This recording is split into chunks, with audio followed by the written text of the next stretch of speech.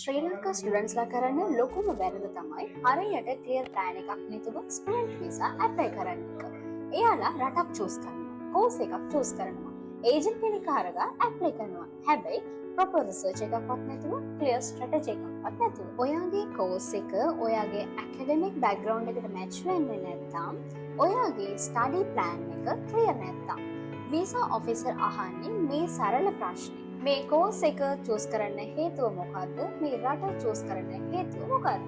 ඔයාගේ ඒ ප්‍රශ්නයට ක්ලියර් සහ කන්ක්‍රීට් උත්තරයක් දෙන්න බැරිවොත් ඔයාගේ ස්ටුඩන්ට් වීසා රිජෙක්ට් වෙන්න chance එක වැඩි. ඔයාගේ පොඩි මිස්ටේක් එකකින් ඔයාගේ කාලය, ඔයාගේ මුදල් සහ ඔයාගේ අනාගතය පවා නැතිවෙන්න පුළුවන්. මේ මිස්ටේක් එක ඔයත් කරන්න එපා. ප්‍රීමියර් වීසා සර්විස් වලට දැන්ම WhatsApp කරන්න. ඔයා වීසා ඇප්ලයි කරන්න කලින් ස්ටුඩන්ට් වීසා ඇසස්මන්ට් එකක් ලබා ගන්න.